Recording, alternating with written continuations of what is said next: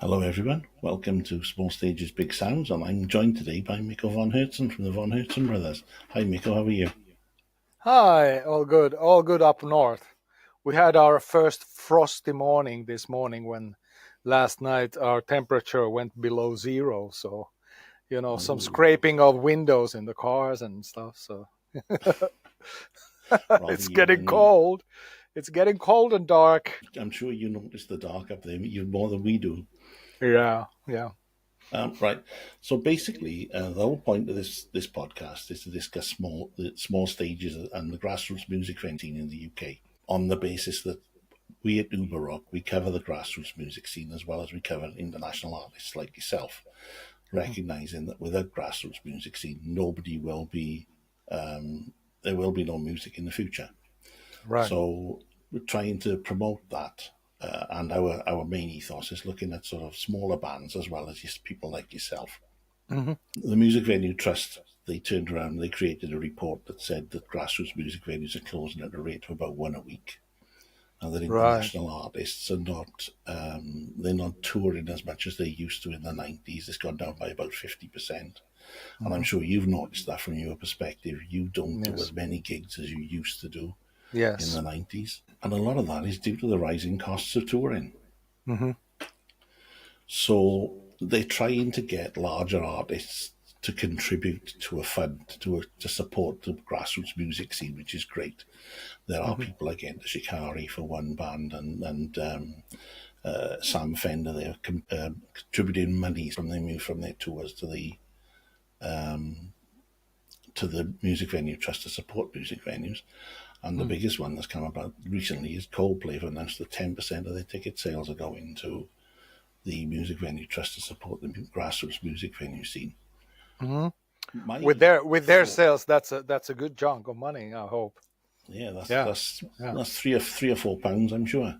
I'm sure you've got a similar problem in Finland with the grassroots music venue scene. Yeah, there is that. Finland is, of course, like you can't compare Finland really with the UK because we have like 10 big cities that actually have a music venue, and we only have 5 million people, 5.6 million people living in Finland. Those cities, they usually only have one venue, and then they have something like a sports hall or something where the bigger bands go and play. And yeah, so it's very tight with, like you said, everybody in the music industry who have small clubs, they are struggling, but luckily we are a welfare society, and we have like these governmental uh, support systems for the smaller venues, so everybody acknowledges the problem, but we do have like an instance where these smaller clubs can actually like get some support from, and because it's really important that those cities have a live music scene, and it's not just some Irish pub somewhere and somebody, a troubadour playing in a corner, just like two 2 meters by 2 meters like place where somebody can sing and play. Actually have a venue where like bands like us can go and play.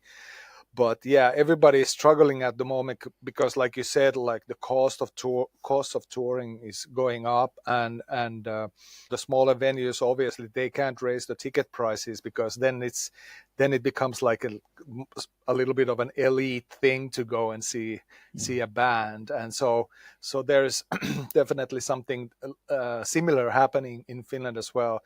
Maybe not uh, in the extent that you guys have in the UK at the moment. You say you've got a population of about 6 million. Wales has got a population of about 3 million. Oh, We've only right. got 40. We've only got 48 music venues anyway. Okay, well, we might have, I would say, like, approximately 20 venues. Like, of course, Helsinki is different because it's a big city, Mm. so we have 6 venues here. But the rest of the country is like really like, if there's if there's two venues in a city where then that's quite a lively scene for us. So we've Mm. been touring the same clubs all over and over and over again. uh, and getting to the next step, which would be then playing like these bigger halls or concert halls or something like that. It is very difficult for smaller bands to do that step, to get to that point that they can actually take the risk of like booking something like that. And yeah, obviously, the the artists that can really make a good living, and and play those kind of bigger arenas are getting less and less. And the main cause is that, like you said, that where's the future of our music? Where do you grow from if you don't have any soil where you sprout from? And the Yeah, smaller venues are just that. exactly. If you want to get to the top of the tree, you've got to have roots to get there. Exactly. Yeah, it's true. It's Like I something said, we should address. it's nice to know that it's not just a UK thing. Then it's going to be Mm. a worldwide thing. I know you've toured over here for several years now. Do you remember the first gig you played in the UK, and where was it? I do remember we played in the Jazz Cafe in Soho in London, and it was 2011 that we came over. The first three albums, we really didn't think that we had like an international career ahead of us. We were just like, writing songs in English because that's what we listened to. Like growing up, we were listening to all these great bands from the UK and the States, and so we felt like English as a singing language was kind of like obvious for us. But then with Stars Align that came out in 2011, we signed with Universal, like a bigger record deal. And that's when we started also heading abroad from here. And Jazz Cafe is a very small venue, or was. It was, I think it's bulldozed down already now in London. Mm. So it was in the center of Soho, kind of underground, and it was like a legendary place. But that's one example for you. That venue doesn't exist anymore. Like, and all those small clubs that they had on Denmark Street in London, like the 12 club or something. What was it called? Mm. Where I used to go and see like punk bands when I was living in London. So those were all like, it's long gone. Yeah, I mean they've gone from about 3,000 in 1990 to just over 850 Oh my in the God. UK. Yeah. So it's dropped phenomenally. Yeah. Yeah. Like I said, I've seen you. I wouldn't say innumerable times, but I've seen you on every tour since about 2016. That's nice. So, as you say, I yeah, well, I hope you're coming again. I hope you're coming well, again. I definitely am. I very definitely am. I'll be there at Rockstock in November, so Oh, it'd cool. be nice to. I did speak to you the last time as well, but like I said, I've seen you on big stages and I've seen you on small stages. The one stage that really made me think about a small stage and a big sound was Thekla in Bristol. That is a Yeah. unique venue in and of itself, being in a ship. Yeah. And I remember you asking the crowd to contact the Steelhouse organisers to say, could you get you on the bill for the same year? Yeah, And and you all they know what almost happened. they drowned in requests. Like they were, yeah. It was funny because Mikey, who is booking Steelhouse, he sent the message to Julia, stop. I don't want to hear about this. Okay, I'll book them. So it actually made a difference. We were able to, kind of like crowd fund our like way to that big stage. But Yeah. yeah, I mean, But we played in Bristol in Tekla twice, I think, and also the Fleas. Yeah, I think we played there. that was back in 2017. That was. Could have been, yeah, could have been, yeah. I know it was. 'Cause I was there as well. All right. Okay, cool. Yeah. Given that there's all this is going on with the smaller venues, I know you've done acoustic sessions in Finland, Mhm. and I've reviewed all your albums for the last few years, including live at the Fastia. Have you considered stripping back and going to a smaller venue to support them? I mean, when we come over to England and we play England and Wales and Scotland, I think that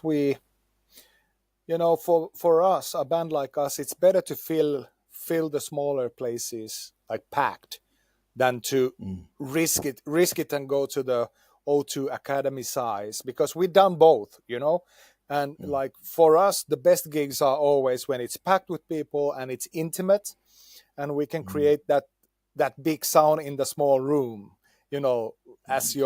your like the title of the podcast is saying. And so I know that the guys, for example, Tekla, you mentioned Tekla, that's a great example of a venue which uh, it has something in it. The venue itself has something in it, and if you have a good experience in a place like that, which is intimate, and you can see from everywhere the band, you can see all the expressions on our faces and everything, you remember that.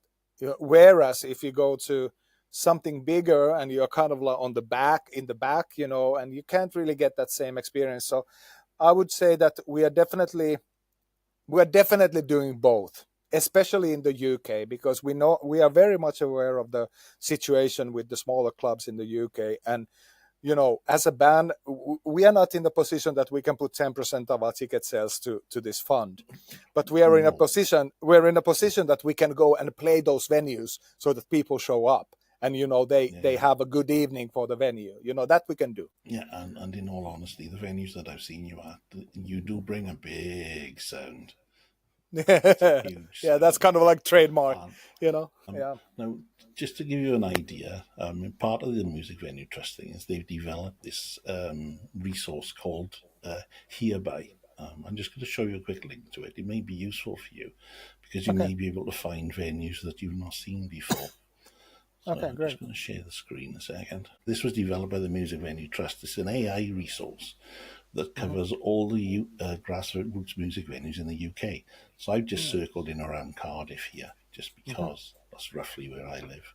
Yeah, And you can yeah. see all of these are venues that have got various things. But you can explore venues. So should you want to see venues and find information, look for somewhere to play, Hmm. then it gives you an idea of the capacity of the venues for yourself. Oh, that's really And I'm nice. I'm not doing this to promote it, but I think it's such a useful resource, particularly for smaller bands, Yeah, that they could find and be able to do a smallish tour in smaller venues, yeah, and get around the easy way. yeah. That Because I that is know, actually that is actually great, because then when you're like motivated and you want to play gigs, and you can contact from there, you can find like a contact that you can contact straight and say that, is it possible to arrange a gig for us and all that stuff. So yeah, that's really useful. I'm surprised that the Music Venue Trust are not pushing this with the PR companies, because a Mm. couple of people that I've spoken to in the industry are unaware of it. Mm. But it's like I said, it doesn't just do the UK; it's got all of North America on there as well. Oh wow. Yeah, I'll definitely look into it myself, and also share it with Julia, our manager, so that we can take a look, because when we are planning the tours, that's really helpful to maybe like fill dates if we have like empty dates somewhere, and we have like something booked, but then we're trying to find something in between. Yeah, that's really And helpful. on the other thing as well, it'll save you having to travel too far from one place to another. Mm, exactly. You'll still Yeah. get an audience, and you'll still get a Hmm. good audience without having to spend hours in the back of a bus. Right. Yeah. Thanks for that. So, right, that's enough about this. Let's talk about the important things in life. Let's talk about the album. Like I said, I loved Red Alert in the Blue Forest. Yeah. Absolutely loved it. And all of a sudden you're gone. I couldn't listen to it. It took me Mm, a dozen times to listen to it before I stopped crying. yeah. I mean, your music does evoke that emotion, and that was one of those tracks that just hit me at the time. It was something going on in my life, which don't need to Mm, share, but nothing huge. But yeah. ultimately, it evoked that emotion, and it still does. It was, we were all living a time which was, to say the least, it was really weird with the pandemic and everything, and we were all kind of like globally in a similar situation, that we lost many things, and we lost connection with our dear friends, and there was no way to see each other, meet, and so it was, the whole song, the idea came from that absolutely horrific like situation when you're reading all the news about people who were not able to visit their parents who were hospitalized, and so it was just so rough in so many ways. And then in life you never know when you're going to lose somebody, and that's how the song came about. And even if you're prepared, it always, if you lose somebody like that, it always is a shock, right? So Yeah. yeah. Yeah. Well, I've worked in healthcare all my life, so I know the other Yeah. side of it. But Right. I've also lost important people to it as well. Yeah. Anyway, that's enough about All of a Sudden. I mean, I've read that you said the latest album was time to let go, Hmm. and really kick loose and crack on and do something really upbeat. Artists like us, it's everything, the life is like go the life is kind of like goes in circles, like the emotions, and you know what happens around you has a tendency to reflect on the art when you're kind of open to things. War is Over was very much about the refugee crisis, back in the whole Europe was kind of like, not prepared to deal with the war situation, and people coming from different countries, and we were just like, that was a shock. And then the pandemic, that was red alert in the Blue Forest, and now we felt like, okay, we've been in the depths quite a bit, so let's try to concentrate on the good things, and like step out in the sunlight a little bit, in a way. So we try to emphasize that, even though we are living in a very difficult time with, I'm in Finland, and we have a long border with Russia, and Russia is waging war, and so it's not easy for us here. But yeah, Yeah, I can it just imagine. felt like letting loose and trying to find happiness in the situation that we're in. I mean, you released Starlings as the first single, and it absolutely blew my mind. It's a fabulous single, absolutely fabulous single. And the whole ethos of the title of the album as well, it gives me that impression as that way the music swings and ebbs and flows and speeds up and slows down. It's perfectly titled in Murmuration. Yeah, I'm really happy that you picked on that, because it's with the music, and when we have the Von Hertzen brothers is very much of like a visual band, so it's we always try to kind of like find musical ways of expressing the visual, so many of our songs have a very visual element to it, and the reason why Starlings is a very fast song is that when you look at the Murmuration, their movements, the Starling movements, are very fast, but they're also very smooth, so there's a little bit of a flow there, but it's really fast, and it's moving continuously, and it's making shapes that you wouldn't expect, so that was like, when we were writing the song, we wanted to kind of like visualize that in the song, if you know what I mean. Yeah, Yeah. yeah, no, it definitely does. And I noticed you had a couple of personnel changes in the band. Yes, yes. Our Swedish keyboard player decided that it was time to find something else, find some other musical projects. So, but we were very lucky that we already had somebody kind of like in mind, because Markus, who is now playing the keyboards and the woodwinds and the sax and everything, all the flutes and stuff, he was already very familiar with the band, and he played on Peace Patrol on the last album, and he's been touring with us when we've done like acoustic stuff. So yeah, so he's now a full You've member done of the it. band. You've done it now. That saxophone solo on Peace Patrol just blew my mind. It's I know, probably when we one of got the that track. it's probably Yeah, one of the just go ahead. best that I've heard since, I don't know, Jerry Rafferty's Baker Street and Hazel O'Connor's Yeah. Will You. It is absolutely incredible. It is, and I mean, we were laughing when we sent the song to him, and we said that this is your spot, and could you please send us your solo and try something out, and he sent us that, and when we got that, we were just laughing. It was so, and when you hear something like that for the first time, you just know, and you just like have goosebumps, and you just go, like, oh my god, this is exactly what we were after. And yeah, he I really mean, delivered, yeah. yeah, when I heard it, my jaw hit the floor. It was absolutely incredible. I know, that's the beauty of like a human touch. You can't recreate that with anything. You can't recreate it with, like, you know people are making music with the machines and all that stuff, but when you have somebody putting that emotion into an instrument, and it's well recorded, it's something else. It just is. So I hope you're going to let him loose on tour. Oh yeah, I hope so. Good. When I saw the video release for Ascension Day, it really raised a smile, and I assume that that's what you wanted to do with it. Yeah, yeah. I mean, it's kind of like hats off to Bob Dylan and his legendary music video from, I don't know, the 60s, early Yeah. 60s, I guess. And we felt like, this would be a cool thing to do, especially now when we had so many lyrics and so many like different, yeah, whoa, whoa, all these, things in the song. So that makes it kind of hilarious, right? So yeah, Mm.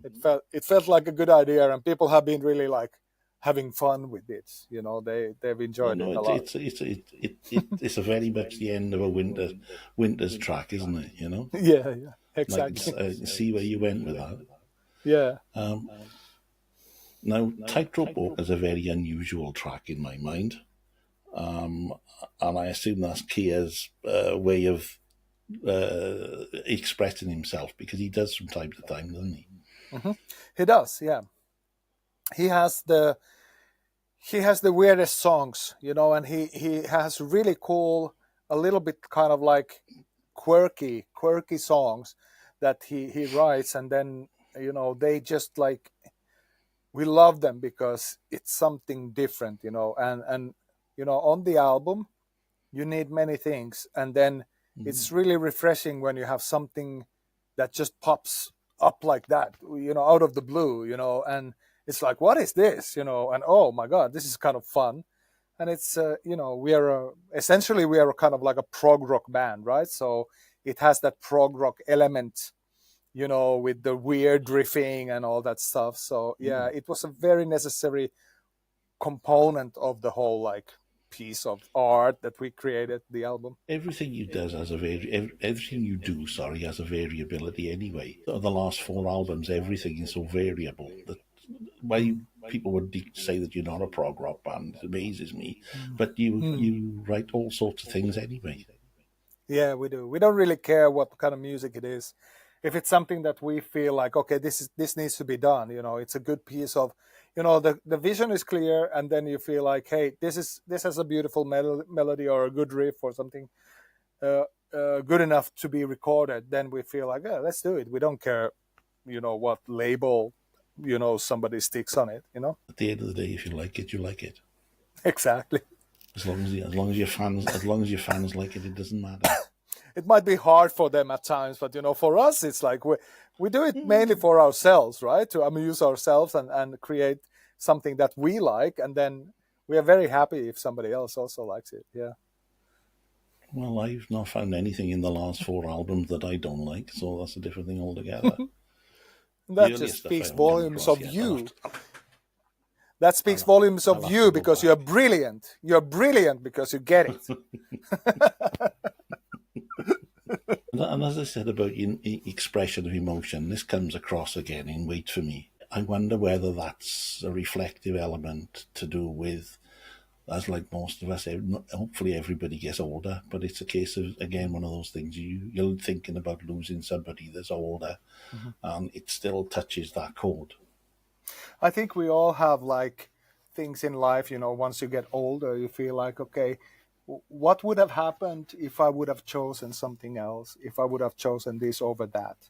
and it's a song about like, having that feeling and feeling a little bit, not remorse, but maybe thoughtful about like, it's basically it's a song about love, right? And a love that could have been, you know? And then uh, I think we all, it's kind of like a thing that we all carry with us, a love that could have been. It doesn't mean that the love that you have now is something less, but there are many things and situations in life that you ponder, like maybe if I would have said yes to that, my life would look really different. So it's a song about that, and it's a little bit more hopeful than all of a sudden you're gone, but it has the same elements of longing, and longing is like one of the biggest motives for me to write music, because I have this like continuous longing within me, and somehow that longing seeps into the lyrics many a times, because I crave for love, I crave for bliss, and good feelings, and that's something that with the world that we live in, it's sometimes you get lost in the world, but you know that within you're always longing for beauty, and something that touches your heart, like good piece of music or something, whatever it Yeah. is, and wait for me is you know tells that story of maybe thinking back, and if things if I would have done a It could have been different different. choice at some point. Yeah. Yeah. I Yeah. mean, the guitar solo is absolutely sublime. I think it's tremendous. Hmm. Yeah, I agree. So there we are. Mhm. Thank you for your time. I did say we wouldn't be particularly long because I know you're a busy man. You're practicing for your tour and whatever, and probably Yeah. not. I don't know whether you're doing that this evening, but it's been lovely talking Yeah, to you. it has. You Um, mentioned in your email before we started this, you mentioned snowstorm, and yeah, that that song is. We rehearsed it today, just an hour ago, and when you when you rehearse songs, you're kind of like focused on what you're doing, and you're trying to create that feeling that you were able to put on tape. And for the first time today, I felt it. Playing live, I felt that thing that you hear in that song, and it was yeah. it was a very, very like nice and wholesome feeling. When you get into that song, and I wanted to just say that I'm really happy that you enjoy that song too. Yeah. Oh, I did. I think it's a tremendous. Like I said, there's no one bad track on the album, not at all. So Super. anybody that Thank you. says there is, they're lying. I agree. I agree. Once again, it just goes to show that you're brilliant, Dave. The last thing is a bit of a curveball, really. I've seen a lot of my favourite bands playing in castles around Wales. Have you ever considered playing in a castle? Oh, that would be amazing.